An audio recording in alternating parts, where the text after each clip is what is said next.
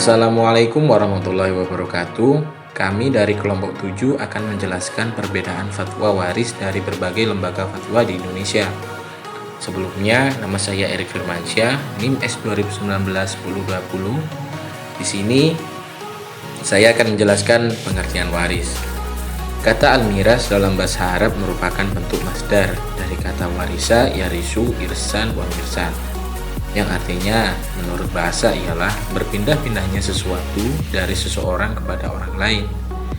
Kemudian menurut istilah adalah ilmu yang mengetahui orang yang berhak menerima warisan dan orang-orang yang tidak berhak menerimanya, bagian setiap ahli waris dan cara pembagiannya. Ilmu waris disebut juga dengan faraid, bentuk jamak dari faraidah, yang artinya bagian tertentu atau ketentuan. Kemudian istilah-istilah dalam fikih mewaris. Waris adalah orang yang termasuk ahli waris yang berhak menerima warisan. Muwaris adalah orang yang diwarisi harta benda peninggalannya, yaitu orang yang meninggal dunia. Kemudian al-irth artinya harta warisan yang siap dibagi oleh ahli waris sesudah diambil untuk keperluan pengurusan jenazah, penelunasan utang, serta melaksanakan wasiat. Kemudian warasah adalah harta warisan yang telah diterima oleh ahli waris. Tirkah adalah semua harta peninggalannya orang yang meninggal dunia sebelum diambil untuk kepentingan pemeliharaan jenazah. Kemudian selanjutnya, Assalamualaikum warahmatullahi wabarakatuh. Perkenalkan, nama saya Sania Salsabila, NIM S 2019-1036.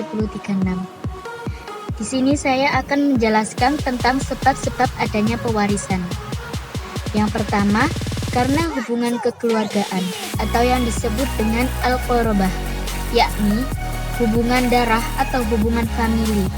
Hubungan kekerabatan ini menimbulkan hak mewarisi jika salah satu meninggal dunia. Dan yang kedua, karena perkawinan atau disebut dengan al-musyaharah, yakni perkawinan yang sah menimbulkan hubungan kewarisan.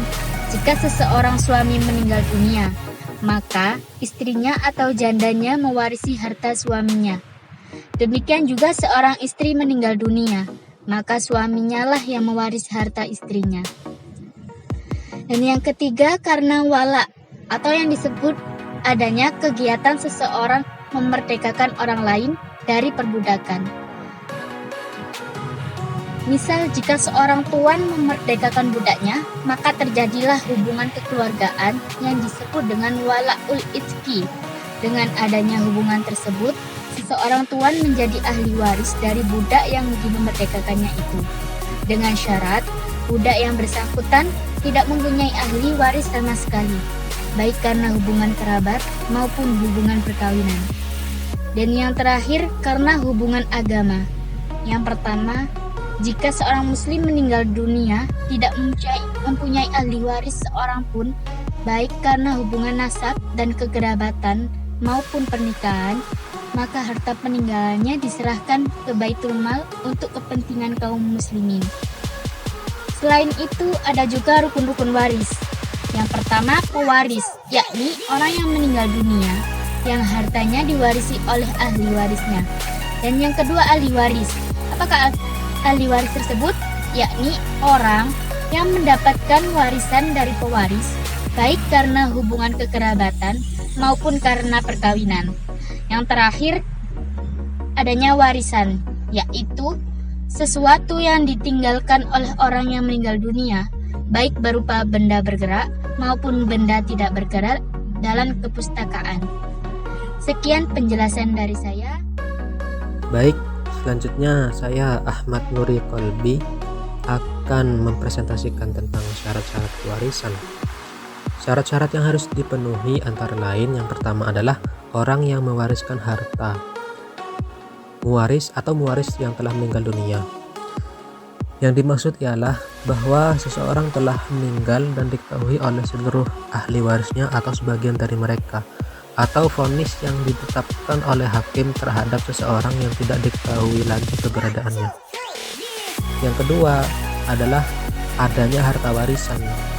Harta warisan yang hendak diwarisi itu ada saat akan diwariskan setelah disisakan penyelesaian janji-janjinya seperti utang ataupun wasiat. Yang ketiga adalah para ahli waris yang masih hidup. Maksudnya, pemindahan hak kepemilikan dari pewaris harus kepada ahli waris yang secara syariat benar-benar masih hidup. Sebab orang yang sudah meninggal tidak memiliki hak untuk mewarisi. Yang keempat adalah diketahui posisinya ahli waris. Dalam hal ini, posisi para ahli waris hendaklah diketahui secara pasti. Misalnya, apakah dia suami, istri, kerabat, dan sebagainya, sehingga pembagi itu mengetahui dengan pasti jumlah bagian yang harus diberikan kepada masing-masing ahli waris. Selanjutnya adalah sebab-sebab penghalang menerima warisan. Yang pertama adalah perbudakan. Seorang budak itu tidak dapat menerima harta waris dan tidak dapat memberikan harta warisnya kepada keluarganya yang telah meninggal dunia selama ia masih berstatus budak. Hal ini sesuai dengan firman Allah Subhanahu wa taala dalam Quran surah An-Nahl ayat 75 yang berbunyi, Bismillahirrahmanirrahim. Daraballahu mathalan abdan mamlukan la yaqdiru ala syai'in wa man razaqnahu minna rizqan hasanan fahuwa yunfiqu minhu sirran wa jahra hal yastawun alhamdulillah bal aktsaruhum la ya'lamun. Allah membuat perumpamaan dengan seorang hamba saya yang dimiliki yang tidak dapat bertindak terhadap sesuatu pun, dan seorang yang kami beri rezeki yang baik dari kami, lalu dia menafkahkan sebagian dari rezeki itu secara sembunyi-sembunyi ataupun terang-terangan. Adakah mereka itu sama? Segala puji hanya bagi Allah, tetapi kebanyakan mereka tiada yang mengetahui. Sedangkan sabda dari Kanjeng Nabi Muhammad SAW, yakni yarithul wala'a mayyarithul mal. Seseorang mewarisi budak bagi orang yang mewarisi harta. Hadis riwayat Sunan At-Tirmidzi, kitab Al-Farid ani Rasulillah. Budak ini dianggap tidak cakap mengurusi harta miliknya. Jika ia diberikan harta pusaka dari kerabatnya yang telah meninggal, maka secara yuridis harta pusaka yang telah diterimanya itu jatuh ke tangan tuan yang memilikinya. Di samping itu, status kekeluargaannya terhadap kerabatnya sudah dianggap putus, sebab ia telah menjadi keluarga asing atau bukan keluarganya. Sebab yang kedua adalah pembunuhan. Seseorang dari ahli waris yang telah terbukti membunuh orang yang mewarisi harta atau mewaris, maka dia tidak berhak mendapatkan harta waris dari orang yang dibunuh. Hal ini sesuai dengan dasar dari hadis Kanjeng Nabi Muhammad SAW. Beliau bersabda, Al-qatilu la yarithu. Orang yang membunuh tidak mewarisi atau tidak mewarisi sesuatu apapun dari orang yang dibunuhnya. Hadis riwayat Sunan At-Tirmidzi, kitab Al-Faraid anir Rasulillah. Yang ketiga adalah kekafiran. Kafir adalah orang yang berlainan agama dari Islam. Orang kafir itu tidak berhak menerima harta waris atau pusaka dari keluarganya yang memeluk agama Islam. Begitu juga sebaliknya, orang Islam tidak berhak pula menerima harta waris atau pusaka dari keluarganya yang kafir. Hal ini sesuai dengan hadis Kanjeng Nabi Muhammad SAW yang berbunyi, La yarithul muslimul kafirah walal kafirul muslimah. Muslim tidak mewarisi orang kafir dan orang kafir tidak mewarisi pula muslim. Hadis riwayat Sahih Bukhari, kitab Faraid. Sebab yang keempat adalah anak dari hasil perzinahan atau tidak melalui pernikahan yang sah. Anak tersebut tidak dapat mewarisi harta kecuali dari ibu yang melahirkannya. Hal ini dikarenakan ayahnya bukanlah ayah syar'i, tetapi hanya ayah biologis semata. Sesuai dengan hadis Kanjeng Nabi Muhammad SAW, ayyuma rajulin aharabi hurrah au amatin fal waladu zina la yarithu wa la yuraf. Siapa saja lelaki yang berzina dengan wanita yang merdeka dan budak wanita, maka anak dari hasil zina tersebut adalah anak zina yang tidak dapat mewarisi harta dan diwarisi lelaki tersebut.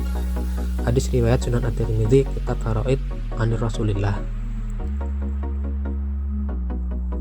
Selanjutnya akan saya serahkan kepada presentator selanjutnya. Fatwa waris menurut MUI, Undang-Undang Nomor 1 Tahun 1974 tentang perkawinan, PP Nomor 9 Tahun 1975 tentang pelaksanaan Undang-Undang Nomor 1/1974 tentang perkawinan menurut KHI serta pendapat sidang Komisi C bidang fatwa pada Munas 4 MUI 2005 nomor 5/Munas 4/MUI 9 2005 memutuskan bahwa fatwa tentang pewarisan dibedakan menjadi dua.